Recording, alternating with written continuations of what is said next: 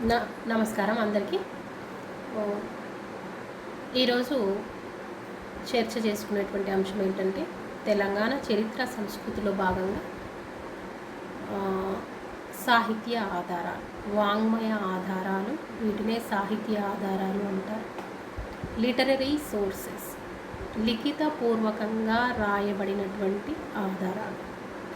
అయితే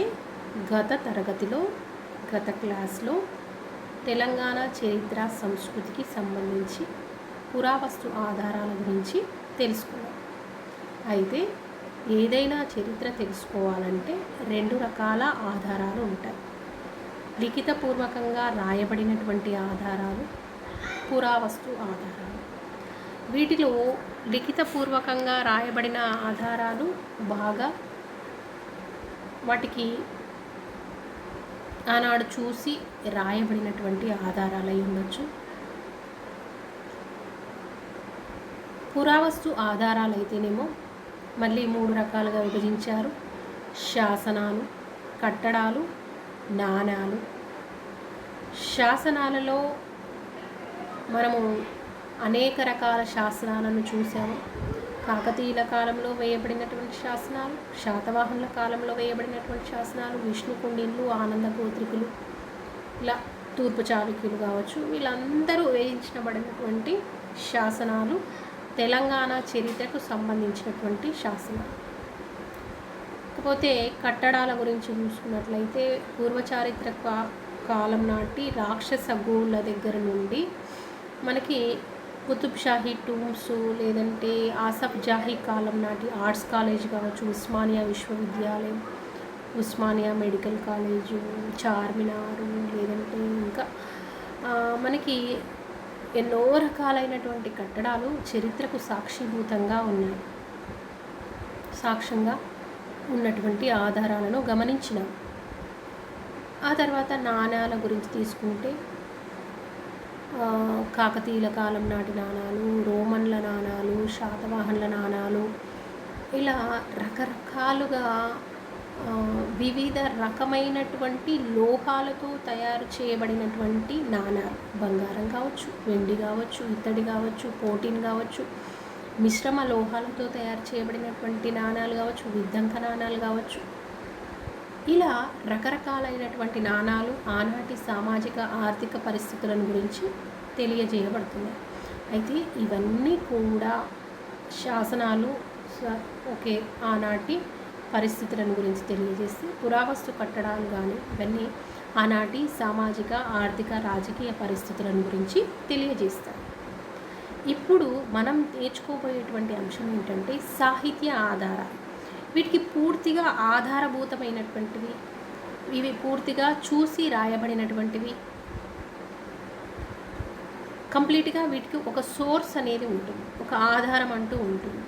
ఒక కవి ఒక గ్రంథం రాసినాడు అంటే అది కంప్లీట్గా ఆయన చూసి రాయబడినటువంటి రచన అయి ఉంటుంది.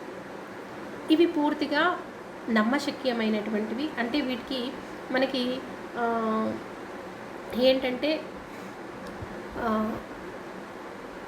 ఎవరో ఊహాజనితమైనటువంటివి మనం ఊహించుకోవడం ఒక ఎత్తు అయితే, అవి ఊహించుకుంటాం అంతే, వాటిని చూసి మనము ఊహించుకుంటాం.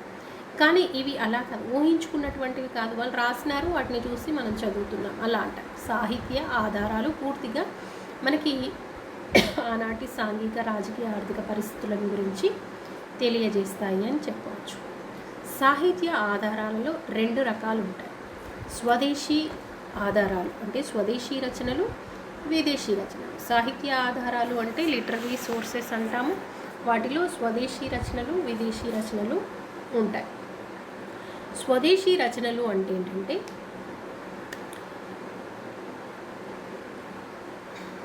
స్వదేశీ రచనలు అంటే ఒక రాజు, మన తెలంగాణను పరిపాలించేటువంటి రాజు ఉన్నాడు అంటే ఆ రాజకాలంలో ఏ కవి ఉన్నాడు, ఆ కవి ఆ రాజు గురించి ఏం రాశాడో అది స్వదేశీ రచన.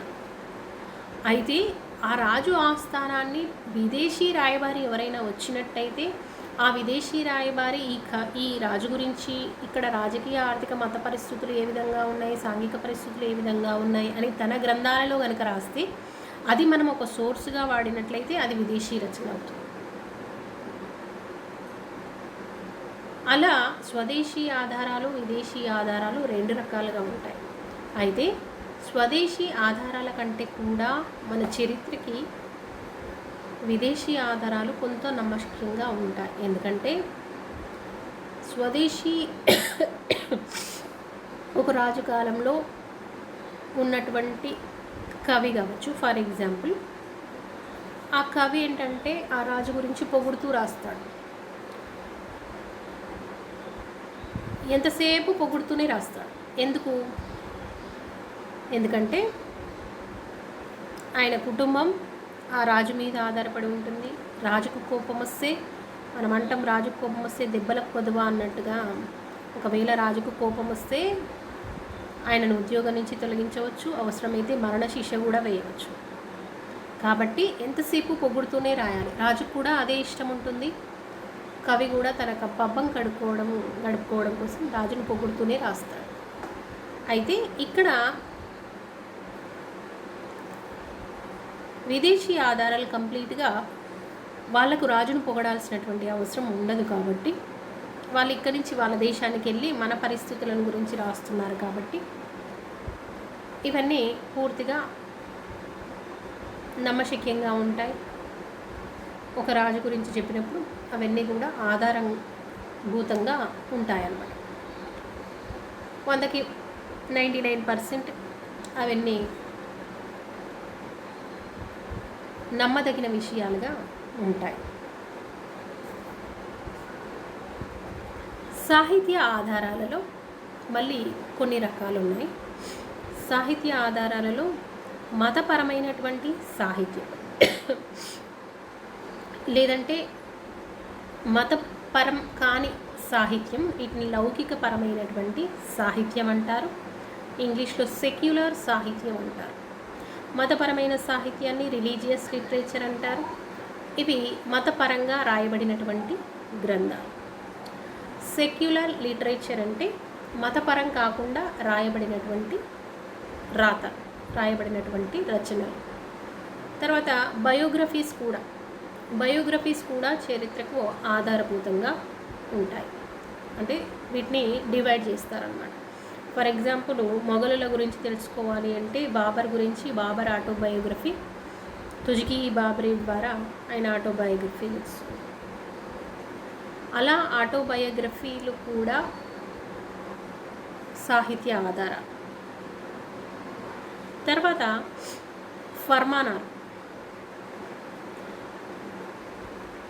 ఫర్మానాలు కూడా చరిత్రకు ఆధారాలు. ఆ తర్వాత న్యూస్ పేపర్స్ కానీ జర్నల్స్ కానీ ఇవి కూడా సాహిత్య ఆధారాలు. ఆనాటి న్యూస్ పేపర్, ఇందిరాగాంధీ చనిపోయినప్పుడు న్యూస్ పేపర్ ఇప్పుడు మనకు ఆధారం. అది న్యూస్ పేపర్లో మనం చూస్తున్నాము, చదువుతున్నాము అవి. తర్వాత జర్నల్స్, ఇవి కూడా చరిత్రకు ఆధారభూతంగా ఉంటాయి.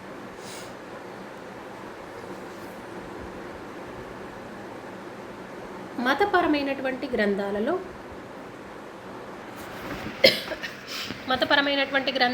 హిందూ లిటరేచర్లో మనకి ఐతరేయ బ్రాహ్మణం ఉంటుంది. ఐతరేయ బ్రాహ్మణము, పురాణాలు ఇవన్నీ కూడా మనకి చరిత్రను గురించి తెలియజేస్తాయి. ఆ తర్వాత బౌద్ధ సాహిత్యము, బౌద్ధ మతానికి సంబంధించినటువంటి రచనలు, ఆ తర్వాత జైన మతానికి సంబంధించినటువంటి రచనలు. ఇవి మనకి జైన మతానికి సంబంధించి అంటే మతపరమైనటువంటి గ్రంథాలు. జైన మతం, బౌద్ధ మతం కావచ్చు, హిందూ మతంలో వైదిక మతం, ఇవన్నీ ఆయా మతాల గురించి తెలియజేస్తాయి. ఆయా మతాలలో తెలంగాణలో ఏ విధంగా డెవలప్ అయినాయి అని తెలుసుకోవచ్చు. అలా మనకి బౌద్ధ మతానికి సంబంధించినటువంటి రచనలు కానీ, జైన మతానికి సంబంధించినటువంటి రచనలు కానీ తెలంగాణ చరిత్రకు తెలుసుకోవడానికి ఆధారపడుతున్నాయి. అయితే దీనిలో మనము మొదటి నుంచి వచ్చినట్టయితే, మొదట శాతవాహనులు పరిపాలించినారు కాబట్టి తెలంగాణను శాతవాహనుల కాలం నాటి సాహిత్యం ఏ విధంగా ఉంది అంటే ఒక్కొక్కరి రాజవంశాల కాలంలో వారి సాహిత్యం ఏ విధంగా తెలంగాణ చరిత్రను తెలుసుకోవడానికి ఉపయోగపడుతుంది అనేది తెలుసుకుంటే, శాతవాహనుల కాలంలో సాహిత్యం ఏ విధంగా ఉంది. శాతవాహనుల కాలంలో ప్రాకృతము, పాలి, సంస్కృతం వీటిల్లో ఈ భాషల్లో సాహిత్యం అనేది వెలువడింది. అంటే సంస్కృత భాష, ప్రాకృత భాష, పాలీ భాష ఈ మూడు భాషలలో గ్రంథాలు రాయబడ్డాయి. ప్రాకృత భాష, పాలీ భాష, సంస్కృత భాష ఈ మూడు భాషలలో సాహిత్యం అనేది వెలువడినప్పుడు వీరి శాతవాహనుల యొక్క అధికార భాష ఏంటంటే రాజభాష ప్రాకృతం. తర్వాత మహారాష్ట్ర సంబంధించినటువంటి ప్రాకృతం ఏదైతే ఉందో ఇది ఒక మాండలిక భాష. అంటే మనకి తెలంగాణలో కరీంనగర్ వాళ్ళు ఒక మాండలికం మాట్లాడతారు, తర్వాత దక్షిణ తెలంగాణ వాళ్ళు ఒక మాటలు మాట్లాడతారు. అయితే ఉమ్మడి ఆంధ్రాలో అయితే శ్రీకాకుళం యాస మాట్లాడినట్టు విజయనగరంలో మాట్లాడరు, విజయనగరం మాట్లాడినట్టు గుంటూరులో మాట్లాడరు.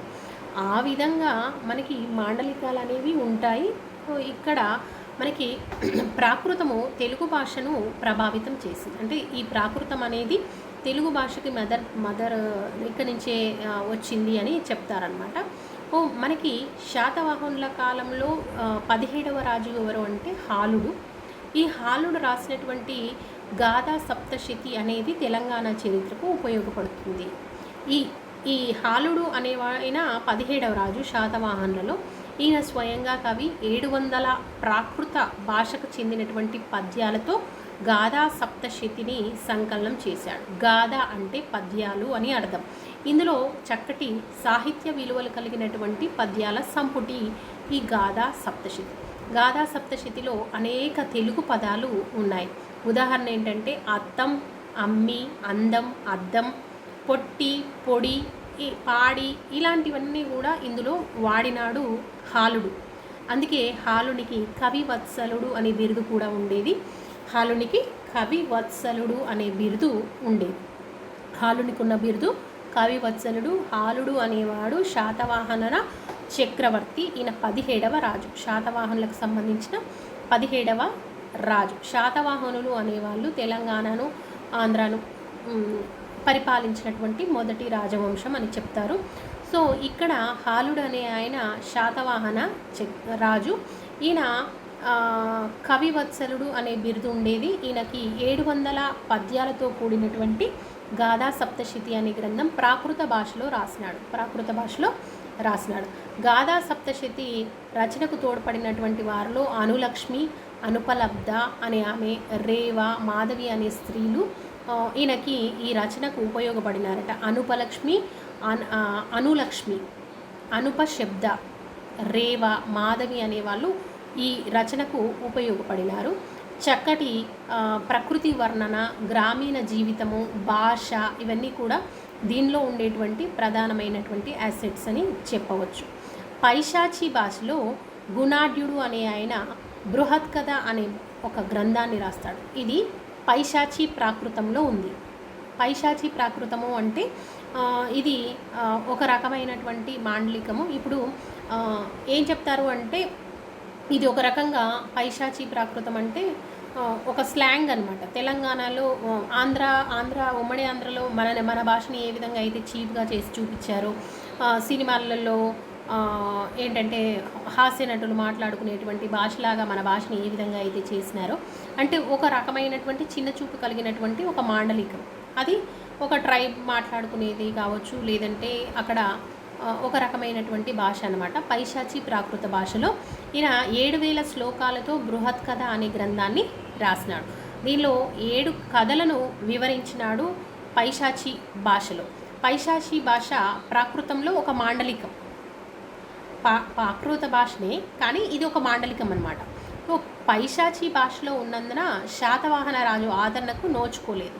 అంటే ఇప్పుడు ఏంటంటే అందరికీ అర్థమయ్యేటువంటి భాషలో రాస్తే ఎక్కువ, ఎంత వాల్యుబుల్ అయినా అందరికీ అర్థమయ్యే దాంట్లో రాస్తే అందరికీ అర్థమయ్యి అది ప్రజాదరణ ఎక్కువగా పొందేది. కానీ ఇక్కడ ఎవరికి అర్థం కాని భాషలో రాయడం వల్ల ఇది ఎక్కువగా మెయిన్గా రాజులకు అర్థమయ్యేటువంటి భాషలో లేనందువల్ల ఇది ఎంత వాల్యుబుల్ అయినా కానీ అది ఎక్కువగా ప్రజాదరణకు రాజు ఆదరణకు నోచుకోలేదు అని చెప్తారనమాట.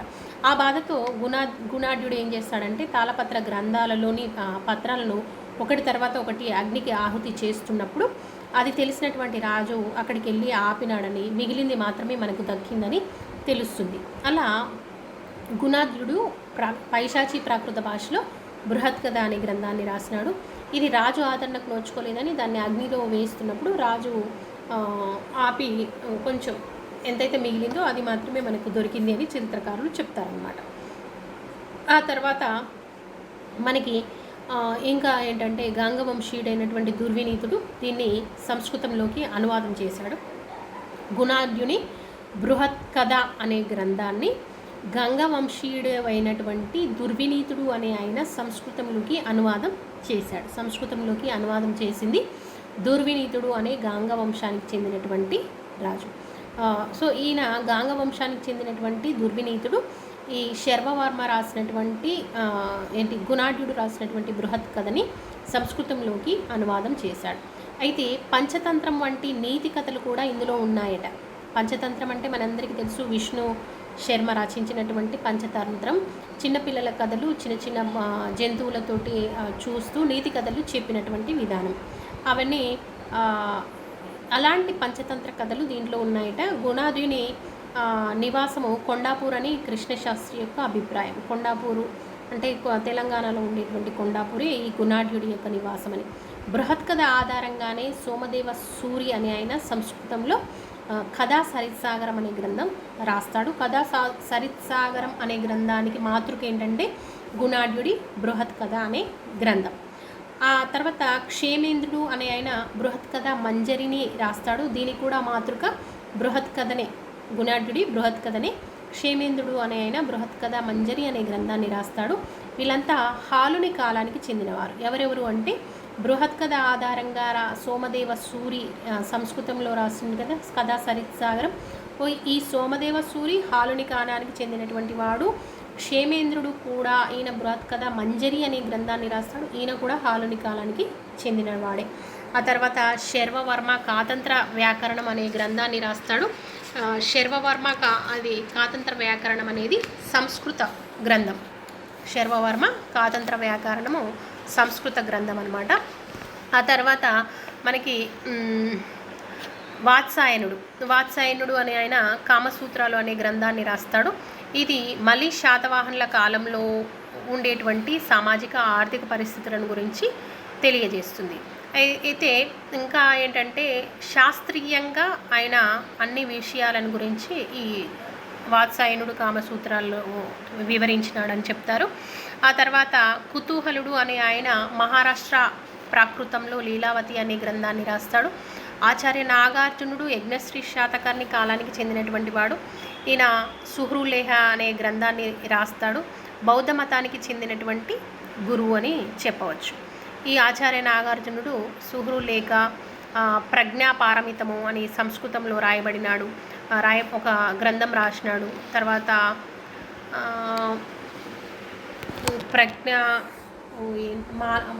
మూల మాధ్యమిక వలి అనే గ్రంథాన్ని రాస్తాడు. విగ్రహ వ్యర్థిని అని అనేక గ్రంథాలను ఈ ఆచార్య నాగార్జునుడు అని ఆయన రాస్తాడు. ఆ తర్వాత కుతూహలుడు మహారాష్ట్ర ప్రాకృతం అనేది మనం చెప్పుకున్నాము. ప్రాకృతంలో ఒక మాండలికం, మహారాష్ట్ర మాండలికం. ఈ ప్రాకృత మాండలికంలో లీలావతి అనే కావ్యాన్ని రాస్తాడు. అయితే ఇక్కడ హాలుడు సింహల రాకుమారి అయినటువంటి లీలావతిని సప్తమ గోదావరి సమీపంలో భీమేశ్వర సన్నిధిలో వివాహం జరిగిందని, ఆ ప్రదేశము కరీంనగర్ జిల్లాలోని వేంపల్లి అనే విలేజ్ అని చెప్పేసి మనకి వెంకట్రావుపల్లి అనేది చరిత్రకారులు కొంతమంది పండితులు అభిప్రాయపడతారనమాట. ఈమె సింహల రాకుమారి అయినటువంటి లీలావతిని ఏ విధంగా వివాహం చేసుకున్నాడు అనేది ఈ కుతూహలుడు మహారాష్ట్ర ప్రాకృతంలో రాయబడినటువంటి గ్రంథం. ఇది లీలావతి. ఆ తర్వాత భారవి కీరుతార్జనీయం అనే గ్రంథం రాస్తాడు. భారవి కీరుతార్జనీయం అనే గ్రంథము రాస్తాడు. మనకి ఒక శాతవాహన రాజు అంటే యజ్ఞశ్రీ శాతకర్ణి కాలంలో ఆచార్య నాగార్జునుడు ఉన్నాడు. ఈయన క్రీస్తు శకం 700 ప్రాంతంలో భారతదేశాన్ని అంటే ఈ సుహృలేఖ అనే కావ్యము ఏంటంటే తన చివరి రోజుల్లో నాగార్జున కొండల్లో గడిపి ఈ గ్రంథాన్ని రాస్తాడట. ఇందులో ఉండేటువంటి ఏదైతే లేఖ సముదాయం ఉందో చిన్నపిల్లలు కూడా కంఠస్థం చేసినారు అని చరిత్రకారులు చెప్తారు. ఆ తర్వాత 700 ప్రాంతంలో భారతదేశాన్ని సందర్శించినటువంటి ఈత్సింగ్ అనే చైనా యాత్రికుడు ఆచార్య నాగార్జునుడు రచించినటువంటి ఈ పుస్తకం గురించి, సూర్యులేఖ గురించి ఈత్సింగ్ చెప్తాడనమాట. ప్రాకృత సంస్కృత భాషలో కాకుండా దేశీ అనే ఒక భాష కూడా ఉండేది. తెలుగు కన్నడ భాషలకు ఈ దేశీ భాష అనేది మూలమైనటువంటి భాష అని చెప్తారు. తెలుగు భాషకు దేశీ భాషకు సంబంధం ఉంది అని చెప్పేసి DC సర్కార్ యొక్క అభిప్రాయం. ఇవి మనకి శాతవాహనుల కాలంలోనే ధాన్య కటకము, నాగార్జున కొండల్లో విశ్వవిద్యాలయాలు స్థాపించబడ్డాయి. వీటిలో వ్యాకరణము, రాజనీతి, అర్థశాస్త్రము, తర్కము, గణితము, న్యాయశాస్త్రము, జ్యోతిష్య శాస్త్రము, ఖగోళ శాస్త్రము ఇవన్నీ కూడా బోధించేవారు అక్కడ. అంటే మనకి నాగార్జున కొండలో ఉండేటువంటి విశ్వవిద్యాలయం కావచ్చు, ధాన్య కటకం విశ్వవిద్యాలయం కావచ్చు, ఇవన్నీ శాతవాహనుల కాలంలో ఉన్నటువంటి విశ్వవిద్యాలయం. ఇలా మనకి ఏంటంటే ఇలాంటి గ్రంథాల ద్వారా తెలంగాణ చరిత్రకు కావలసినటువంటి ఆధారాలు తెలుస్తున్నాయి. సాంఘిక, ఆర్థిక, రాజకీయ పరిస్థితులు ఏ విధంగా ఉన్నాయనేవి వీటి వలన తెలుస్తుంది. నెక్స్ట్ కాకతీయుల కాలం నాటి సాహిత్యం ఏ విధంగా ఉందో తెలుసుకుందాం. కాకతీయుల కాలం నాటి ఆధారాలలో కూడా మనకి పురావస్తు ఆధారాలు తర్వాత చూసాము. పురావస్తు ఆధారాల్లో వీళ్ళ కట్టడాలు ఏంటంటే ఓరుగల్లు కోట కావచ్చు, కాకతీయుల తోరణాలు కావచ్చు, హనుమకొండలో ఉండేటువంటి 1000 స్తంభాల గుడి కావచ్చు, పాలంపేటలో ఉండేటువంటి రామప్ప గుడి కావచ్చు, పిల్లలమర్రి, నాగులపాడు, అన్నారం, ఇక్కడ గణపురంలో ఉండేటువంటి శైవ ఆలయాలు ఇవన్నీ కూడా వారు శైవ మతాన్ని పోషించినారు అని చెప్పేసి ఏంటంటే గోడల మీద, ద్వారాల పైన అక్కడ ఉండేటువంటి శిల్పాలలో వారి వేషధారణ ఏ విధంగా ఉండేది, వాళ్ళు ఎలాంటి డ్రెస్సింగ్ కావచ్చు, వాళ్ళు లేకపోతే ఎలాంటి పంటలు పండించినారు, ఇవన్నీ కూడా ఇతిహాస ఘట్టాలు. ఇవన్నీ వాళ్ళు ఎలాంటి ఆభరణాలు వేసుకున్నారు, ఇవన్నీ కూడా మనకి పురావస్తు ఆధారాల్లో తెలిసినాయి. అయితే వారి సాహిత్యము ఏ విధంగా మనకి తెలంగాణ చరిత్రను తెలుస్తుంది అంటే మనకి పురావస్తు ఆధారాల్లోనే మనకి మాగల్లు శాసనం అనుకున్నాము, 1000 స్తంభాల గుడి శాసనం కావచ్చు, ద్రాక్షారామం శాసనం కావచ్చు, బయ్యారం చెరువు శాసనం కావచ్చు, మోటుపల్లి అభయ శాసనం, గణపతి దేవుడు వర్తకులకు అభయం ఇవ్వడానికి వేయించినటువంటి శాసనం కావచ్చు, చందుపట్ల శాసనం, ఇది ఇబ్బడి ముబ్బడి అనే బంటు రుద్రమాదేవి అంబదేవునితో జరిగినటువంటి యుద్ధంలో చనిపోయినటువంటి విధానం, చందుపట్ల శాసనం సూర్యాపేట దగ్గర నల్గొండ జిల్లాలో ఇది ఉన్నదన్నమాట. ఈ చందుపట్ల శాసనం కావచ్చు, త్రిపురాంతక శాసనం కావచ్చు, మల్కాపురం శాసనం కావచ్చు, కొలనుపల్లి శాసనము మహబూబ్ నగర్ జిల్లాలో ఇది 2వ ప్రతాపరుద్రుడు వేయించినాడు. చెన్నకేశవ స్వామికి, నరసింహస్వామికి ఆలయాలకు దానం చేసినట్టుగా వేయించినటువంటి శాసనము. ఇవన్నీ కూడా మనకి తెలుస్తున్నటువంటి పురావస్తు ఆధారాలు. అయితే మనకి సాహిత్య ఆధారాలు మనకి ఏం తెలియజేస్తున్నాయి అంటే పాల్కురికి సోమనాథుడు, బసవ పురాణం, తర్వాత పండితారాధ్య చరిత్ర, ఇవి తెలుగు భాషలో రాయబడినటువంటి గ్రంథాలు. కాకతీయుల కాలం నాటి శైవ మత పరిస్థితిని గురించి, ఇతర మత వివరాల గురించి తెలియజేసేటువంటి గ్రంథాలు పాల్కురికి సోమనాథుడు, బసవ పురాణం కానీ, పండితారాధ్య చరిత్ర కానీ. తర్వాత రుద్రదేవుని నీతి సారము లేదా నీతి శాస్త్ర ముక్తావళి అంటారు. ఇది ఏంటంటే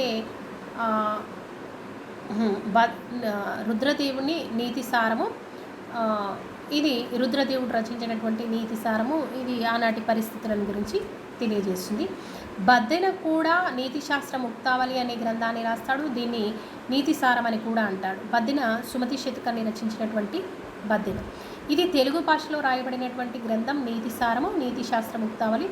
ఆనాటి రాజనీతిని, రాజధర్మ స్వరూపాన్ని గురించి తెలియజేస్తుంది. తర్వాత ఇంకోటి ఏంటంటే విద్యానాథుడు ప్రతాపరుద్ర యశోభూషణం అనే ఒక గ్రంథం రాస్తాడు. ఇది ప్రతాపరుద్రీయం అని కూడా అంటారు. ఇది సంస్కృతంలో రాయబడినటువంటి గ్రంథం. 2వ ప్రతాపరుద్రుని యొక్క ఆస్థాన కవి అయిన విద్యానాథుడు అనే ఆయన 2వ ప్రతాపరుద్రుని యొక్క ఆస్థాన కవి. ఇది కూడా ఆనాటి పరిస్థితులను గురించి తెలియజేస్తుంది. తర్వాత ఇవే కాకుండా శివయోగ సారమని కొలను గణపతి దేవుడు రాస్తాడు తెలుగులో. గణపతి దేవుని కొలువులో ఉండేటువంటి ఇందులూరి నాయకుల చరిత్ర గురించి అది తెలుపుతుంది. తర్వాత వినుకొండ వల్లభాచార్యుడు ఈయన క్రీడావిరామం అనే గ్రంథాన్ని రాస్తాడు. ఇది తెలుగులో ఉంది. వరంగల్ కోటలోని ప్రజల జీవన పరిస్థితుల గురించి వర్ణిస్తాడు.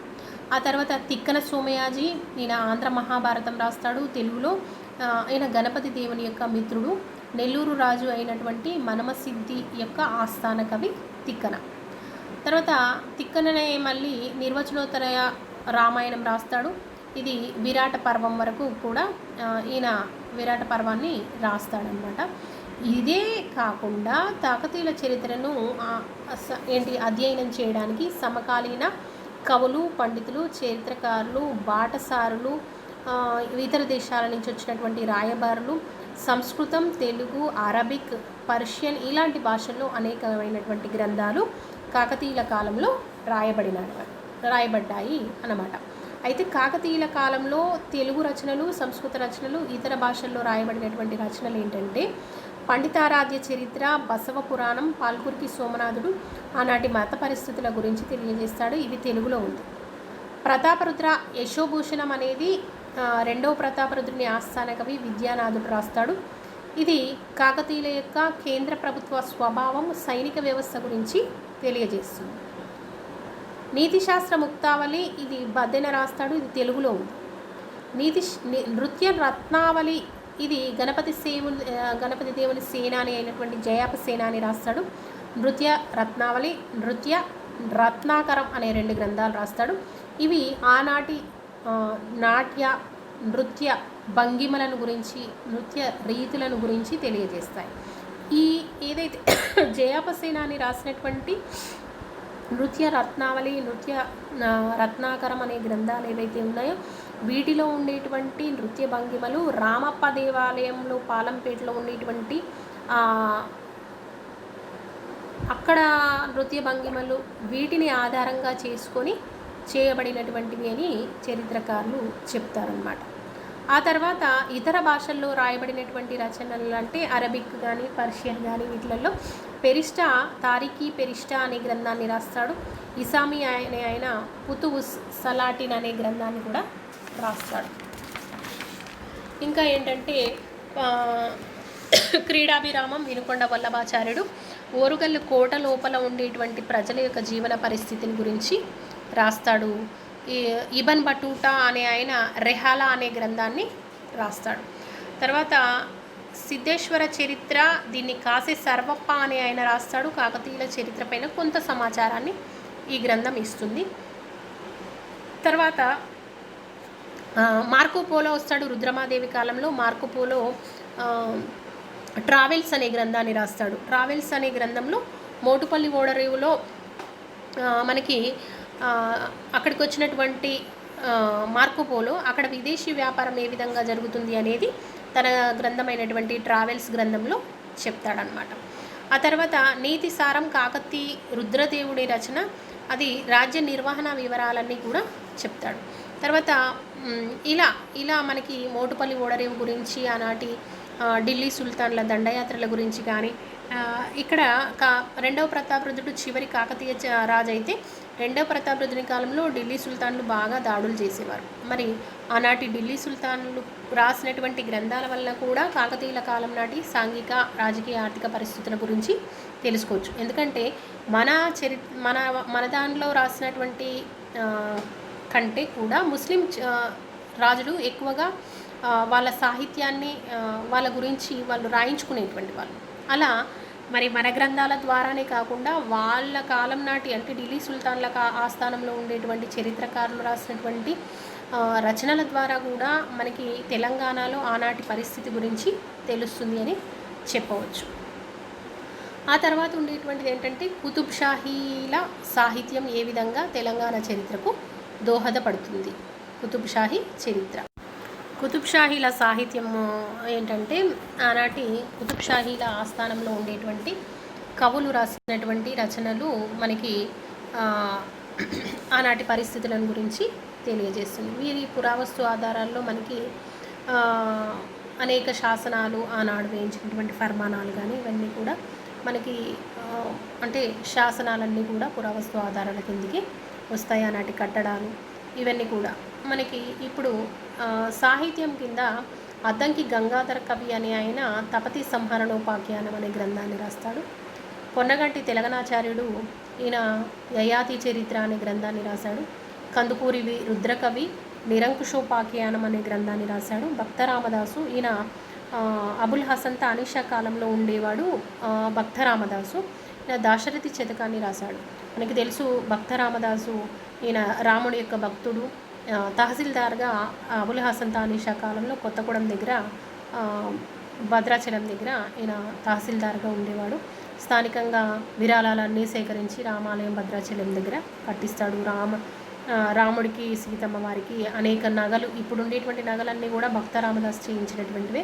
వీటి లెక్కలు చూపించలేదు అని చెప్పేసి అన్నీ అంటే శిస్తు డబ్బులు వసూలు చేసి దాన్ని కట్టించినాడు అనే నెపం మీద ఈయనకి శిక్ష వేస్తారు. మనకి గోల్కొండ కోటలో రామదాసు బందీగా ఉంచినటువంటి జైల్ఖానా కూడా ఉంటుందన్నమాట. ఈయన దశరథి శతకం అనే గ్రంథాన్ని రాస్తాడు. అయితే మనకి పర్షియన్ అరబిక్ రచనలు కూడా కుతుబ్షాహీల సాహిత్యంలో మనకి తెలంగాణ చరిత్రను తెలుసుకోవడానికి, ఆనాటి రాజకీయ పరిస్థితులను తెలుసుకోవడానికి ఉపయోగపడుతున్నాయి. అమీర్ ఖుస్రూ రాసినటువంటి రచనలు, అమీర్ ఖుస్రూ అంటే మనకి సమకాలీనంగా ఉన్నారు కాబట్టి దక్షిణ భారతదేశం మీద దండయాత్రలు చేస్తూ ఉండేటువంటి వాళ్ళు కాబట్టి అమీర్ ఖుస్రూ అనే ఆయన రచయిత ఖజాయినుల్ ఫుతుహ్ సిఫర్ అనే గ్రంథాన్ని రాస్తాడు. 14వ శతాబ్దం నాటి దక్కన్ పరిస్థితులను గురించి తెలియజేస్తున్నది. ఆ తర్వాత పెరిస్టా, ఇది తారిఖీ పెరిస్టా అనే గ్రంథం రాస్తాడు. ఇది పర్షియన్ భాషలో ఉంది.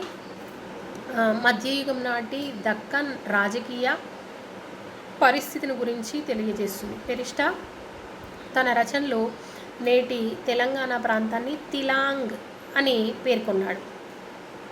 పెరిస్టా ఇరాన్లోని అష్ట్రాబాద్లో క్రీస్తుశకం 1552లో జన్మించాడు. ఈయన బీజాపూర్ సుల్తాన్ అయినటువంటి ఇబ్రహీం ఆదిల్ షా కొలువులో చేరాడు. తన రచనను ఆయనకి బీజాపూర్ సుల్తాన్కి అంకితం చేశాడు. ఈయన రచయిత తన రచనలో 5 పేజీలు కుతుబ్షాహీల గురించి వివరించాడట. పెరిస్టా తన రచనల్లో 5 పేజీలు కుతుబ్షాహీల గురించి రాసినాడు. ఇలా కుతుబ్షాహీల సాహిత్యం ఆనాటి తెలంగాణ ఏ విధంగా ఉంది, ప్రజలు వాళ్ళ సాంఘిక పరిస్థితులు ఏంటి, విదేశీ వాణిజ్యం ఏంటి, ఇవన్నీ కూడా ఈ రచనల ద్వారా తెలుస్తుందన్నమాట. ఆ తర్వాత ఆసఫ్ జాహీ సాహిత్యము ఏ విధంగా తెలంగాణ చరిత్రకు దోహదపడింది. మరి ఆసఫ్ జాహీ కాలానికి వచ్చేసరికి 1724లో ఆసఫ్ జాహీ వంశం అనేది స్థాపించబడింది.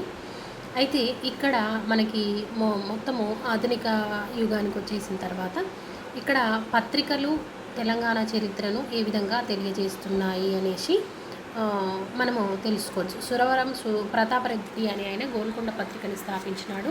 మందముల నరసింహారావు రయ్యత్ అనే పత్రిక, షోయబుల్లా ఖాన్ ఇమ్రోజ్ అనే పత్రిక, ఇవన్నీ కూడా చారిత్రకంగా ఎంతో పేరు తెచ్చుకున్నటువంటి, ఎంతో విశిష్టత కలిగినటువంటి పత్రికలని చెప్పవచ్చు. ఎందుకంటే ఆనాటి మనకి నిజాం 7వ నిజాం కాలంలో పత్రికలు ఒకవేళ పత్రిక చేయాలి అంటే చాలా కఠిన నిబంధనలు ఉండేవి అన్నమాట. అయితే ఎక్కువగా మనకి మనందరికీ తెలిసినటువంటి విషయం ఏంటంటే భారతదేశానికి 1947 ఆగస్టు 15న స్వాతంత్రం వస్తే తెలంగాణలో నిజాం పరిపాలన 1948 సెప్టెంబర్ 17 వరకు ఉంది. అంటే అప్పటి వరకు తెలంగాణని విలీనం చేయలేదు భారతదేశంలో. ఆపరేషన్ పోలో అనే ఒక కార్యక్రమం చేసి సైనిక చర్య చేసి తెలంగాణను విలీనం చేసినారు. అలా రజాకారులు అనేవాళ్ళు తెలంగాణలో విరోచితంగా ఎలాంటి అంటే వికృతమైనటువంటి చేష్టల ద్వారా తెలంగాణ ప్రజానికాన్ని చిత్రహింసలకు గురి చేసేవారు. అలా జమీందారులు సగము చిత్రహింసలు పెడితే రజాకారులు సగము అసలు తెలంగాణలో ప్రజానికం ఏ విధంగా ఉన్నారు అనేది ఎవరు పట్టించుకునేటువంటి వాళ్ళు కాకపోయేవాళ్ళు. మరి ఇలాంటి పరిస్థితుల మధ్య నిజాము ఉక్కుపాదం మోపినప్పుడు కొన్ని పత్రికలను స్థాపించి ఆ పత్రికల ద్వారా ప్రజలను చైతన్యవంతం చేసి తెలంగాణ ఉద్యమం అనేది తీసుకొచ్చి తెలంగాణను భారతదేశంలో విలీనం చేసే దిశగా వారి రచనలు సాగినాయి అంటే అది మామూలు విషయం కానే కాదు. ఎందుకంటే ఇప్పుడు ఎలాంటి ఆంక్షలు లేని టైంలోనే పరిపాలకుడు ఏ విధంగా చెప్తే ఆ విధంగా రాసేటువంటి పత్రికలు మనం రోజు నిత్యం చూస్తూనే ఉన్నాం. అంటే అధికార పార్టీకి కాకుండా ఇతర పార్టీ అధికార పార్టీకి వ్యతిరేకంగా రాస్తే ఆ పత్రిక పని అయిపోయినట్టే అనేది ఇప్పటికీ కొనసాగుతున్నటువంటి అంశం. మరి రాజుల కాలంలో పత్రికల మీద ఎలాంటి ఉక్కుపాదం ఉందో మనం ఊహించాల్సినటువంటి అంశమేమి. అయితే దీంట్లో ఆసఫ్ జాహీల కాలంలో మరీ ముఖ్యంగా మనకి 7వ నిజాం కాలంలో పత్రికల మీద కఠినమైనటువంటి ఆంక్షలు ఉండేవి. ఇలాంటి కఠిన నిబంధనల మధ్య పత్రికలు స్థాపించడమే కాకుండా వాటిని ముందుకు నడిపించడము, ప్రజల చేరువలో తీసుకురావడం అనేది చాలా గొప్ప విషయం. ఈ పత్రికల ద్వారా తెలంగాణ చరిత్ర అనేది తెలుస్తుందని చెప్పవచ్చు. తర్వాత ఆంధ్రోద్యమం పైన మనకి మాడపాటి హనుమంతరావు కొన్ని గ్రంథాలు కూడా రిటర్న్గా ఉండేటువంటి గ్రంథాలు కూడా తెలంగాణ చరిత్రకు ఆధారమని చెప్పవచ్చు. మరి పత్రికలలో కూడా మనకి మరాఠీ పత్రికలు ఉండేవి, ఆంగ్ల పత్రికలు ఉండేవి. ఇలా మనకి అనేక భాషలలో పత్రికలు వస్తుండేవి అన్నమాట. దక్కన్ టైమ్స్ అనేది 1864లో మొట్టమొదటి ఆంగ్ల పత్రికని ప్రారంభించారు ఫోర్బ్స్ అనే ఆయన. దీనిలో ఇది 1885 వరకు కొనసాగింది. సికింద్రాబాద్ నుంచి ఈ పత్రిక వెలువడింది. సికింద్రాబాద్ నుంచి 1885లో ది హైదరాబాద్ రికార్డ్ అనే పత్రిక ప్రచురించారు. 1889లో ది దక్కన్ స్టాండర్డ్ అనే పత్రిక వెలువడింది. ఇవన్నీ కూడా దక్కన్లో ఉండేటువంటి పరిస్థితులను గురించి వివరిస్తాయి. దక్కన్ బడ్జెట్ 1891 ఇది. తర్వాత దక్కన్ మెయిల్ అనేది 1898లో, హైదరాబాద్ క్రానికల్ వంటి పత్రికలన్నీ కూడా ఇంగ్లీష్లో ఉండేవి. తర్వాత నిజాం ప్రభుత్వ ఆంక్షలు తీవ్రంగా ఉన్నప్పటికీ ఇంగ్లీష్ పాత్రికేయులు ప్రజా చైతన్యం కోసం నిరంతరం కృషి చేసి దక్కన్ న్యూస్ అనేది 1904లో క్యామరూన్ అనే పత్రిక దీన్ని స్థాపించారు. ఆ తర్వాత ఉర్దూ పత్రికలు కూడా ఉన్నాయి. ఉర్దూ పత్రికల ద్వారా కూడా చైతన్యవంతం చేశారు ప్రజలు. దానిలో భాగంగా 1909లో ఖమ్మం జిల్లా మదిరి నుంచి క్రైస్తవ మత ప్రచారం కోసం వచ్చి సంయుక్త సంఘ వర్తమాని అనే పత్రిక వెలువడింది. ఇది కూడా తెలంగాణ పరిస్థితిని గురించి తెలియజేసింది. 1912లో తెలుగు మాసపత్రిక హితబోధిని అనేది శ్రీనివాస శర్మ అనే ఆయన ప్రారంభించిండు. ఇది కూడా తెలంగాణలో ఉండేటువంటి పరిస్థితులను గురించి తెలియజేస్తుంది. 1912లో మహబూబ్ నగర్ నుంచి వచ్చినటువంటి హితబోధిని కూడా తెలంగాణలో తొలి తెలుగు పత్రికగా చెప్పవచ్చు. మహబూబ్ నగర్ నుంచి వచ్చినటువంటి హితబోధిని 1912లో స్థాపించబడింది. ఇది తెలుగు పత్రిక. ఆ తర్వాత ఇంకొకటి ఏంటంటే జాతీయ అంతర్జాతీయ విషయాలపైన అవగాహన కల్పించేవి ఈ పత్రికలు. తర్వాత వ్యవసాయ పద్ధతులు, వాడే ఎరువులు, విత్తనాలపైన అవగాహన, ఇవన్నీ కూడా పత్రికల ద్వారా ప్రజలకు తెలిసేవన్నమాట. మరి ఇంకా సాహిత్యము, తర్వాత దానిలో వ్యాసాలు, ఇవన్నీ కూడా ఆసక్తికరంగా ఉండేవి. ఇవన్నీ పత్రికలలో ఆనాడు ప్రధానంగా ఉండేటివి అన్నమాట. పత్రికల ద్వారా ఆనాటి రాజకీయ పరిస్థితులు ఏ విధంగా ఉన్నాయి, వాళ్ళు ఏ విధంగా ఉక్కుపాదం మోపినారు, ఇవన్నీ మనకి తెలుస్తున్నాయి. మందముల నరసింహారావు రయత్ అనే పత్రికను స్థాపించాడు. ఈ రయత్ అనేది ఉర్దూ పత్రిక. దీని ద్వారా ఉత్తర భారతీయులకు హైదరాబాద్ రాష్ట్ర విషయాలు తెలిసేవి. తర్వాత పింగళి వెంకట్రామరెడ్డి అనే ఆయన ఈ రయత్ పత్రికకు 500 విరాళము ఇచ్చినాడు. ఇంకా హైదరాబాద్ ముఖ చిత్రం మీద ఆనాడు ఏ విధంగా హైదరాబాద్ ఉంటుంది, హైదరాబాద్లో ఎలాంటి పరిస్థితులు ఉన్నాయి, ఎందుకంటే స్వాతంత్రోద్యమం నడుస్తుంది కాబట్టి ఈయన ఎవరు నిజాం నవాబు పూర్తిగా బ్రిటిష్ వాళ్ళకు అనుకూలంగా ఉన్నాడు కాబట్టి ఏ విధమైనటువంటి పరిస్థితులు ఉన్నాయి అని చెప్పేసి ఈ పత్రిక ద్వారా అందరికీ మందముల నరసింహారావు తెలియజేసేవాడు. తర్వాత ఇవే కాకుండా నీలగిరి అనేది, తెనుగు అనే పత్రిక, ఇవన్నీ సాహిత్య పత్రికలు. 1927లో హైదరాబాద్ నుంచి సుజాత అనే మాసపత్రిక వచ్చింది. మాడపాటి హనుమంతరావు, తర్వాత కొండా వెంకటరామరెడ్డి, వెంకటరంగారెడ్డి, తర్వాత సురవరం ప్రతాప్ రెడ్డి, వీళ్ళంతా కూడా పత్రికలు స్థాపించి ఆనాడు పత్రికల ద్వారా వాళ్ళ వ్యూస్ని ప్రజలకి చేరవేసేవారు. ఇవే కాకుండా నిజాం కాలం నాటి ఫర్మానాలు, అంటే దేవాలయాలకు ఇచ్చినటువంటి ఫర్మానాలు కావచ్చు, వాళ్ళు మసీదులకు ఇచ్చినటువంటి ఇస్తూ జారీ చేసినటువంటి ఫర్మానాలు, మెయిన్గా జీవోలు అనమాట. ఇవన్నీ కూడా ఆనాటి రాజకీయ ఆర్థిక పరిస్థితులను గురించి తెలియజేస్తాయి. తర్వాత ఈస్ట్ ఇండియా కంపెనీ వేసినటువంటి వాళ్ళ యొక్క రచనలు కావచ్చు, ఫ్రెంచ్ ఈస్ట్ ఇండియా కంపెనీ వేసినటువంటి రచనలు కావచ్చు, ఇవి కూడా చరిత్ర రచనకు ఎంతగానో ఉపయోగపడుతున్నాయి. ఇవే కాకుండా మనకి ఇప్పటిదాకా మనమంతా కూడా స్వదేశీ రచనల గురించి డిస్కస్ చేశాము. ఇవే కాకుండా మనకి విదేశీ రచనలు కూడా చరిత్ర రచనకు ఎంతగానో ఉపయోగపడుతున్నాయని చెప్పవచ్చు. విదేశీ రచనలు ఆనాడు అంటే కాకతీయుల కాలంలో కావచ్చు, శాతవాహనుల కాలంలో కావచ్చు, విష్ణుకుండిన్స్ కావచ్చు, ఆనంద గోత్రికులు కావచ్చు, వాట్ ఎవర్ ఇట్ ఈజ్, ఎవరైనా విదేశీ వాళ్ళు వచ్చి రాసినటువంటి గ్రంథాలన్నీ కూడా విదేశీయ ఆధారాలు. దానిలో మెగస్తనీస్ ఇండికా గ్రంథంలో మనకి తెలంగాణ చరిత్ర గురించి తెలియజేసేటువంటి ఆనాడు దక్కన్లో ఉండేటువంటి పరిస్థితులను గురించి వివరిస్తున్నాయి. తర్వాత ప్లీనీ నేచురల్ హిస్టరీ, ఇది కూడా ఆనాటి పరిస్థితులను గురించి తెలియజేస్తుంది. తర్వాత అజ్ఞాత నావికుడు Periplus of the Erythraean Sea అని ఒక గ్రంథాన్ని రాసినాడు. ఇది కూడా చాలా మటుకు దక్కన్లో ఉండేటువంటి పరిస్థితులు, భారతదేశంలో ఎలాంటి పరిస్థితులు ఉన్నాయి అనేవి తెలియజేస్తుంది. మార్కోపోలో అనే ఆయన రుద్రమాదేవి కాలంలో కాకతీయుల ఆస్థానానికి వచ్చాడు. ఈయన మోటుపల్లి అనే ఓడరేవులో దిగి ఆనాడు జరుగుతున్నటువంటి విదేశీ వ్యాపారం, కాకతీయుల కాలంలో ప్రజల జీవన విధానం, ఆనాటి రాజకీయ ఆర్థిక సాంఘిక పరిస్థితులన్నీ ఏ విధంగా ఉన్నాయో కూలంకషంగా రాసినాడు అన్నమాట. మనకి స్వదేశీ ఆధారాలు ఎంత ఆధారభూతమైనవో విదేశీ ఆధారాలు కూడా అంతకంటే ఎక్కువ ఆధారాలే అని చెప్పవచ్చు. ఇలా మనకి తెలంగాణ చరిత్రను తెలుసుకోవడానికి ఇవన్నీ కూడా స్వదేశీ ఆధారాలు, విదేశీ ఆధారాలు, దానిలో మతపరమైనటువంటి ఆధారాలు, మతేతర గ్రంథాలు, లౌకిక గ్రంథాలు, మతపరమైనటువంటి గ్రంథాల్లో జైన మతం, బౌద్ధ మతము, హిందూ మతానికి హైందవ గ్రంథాలు, ఇవన్నీ కూడా చరిత్ర రచనకు ఎంతగానో ఉపయోగపడుతున్నాయి అని చెప్పవచ్చు. ధన్యవాదాలు.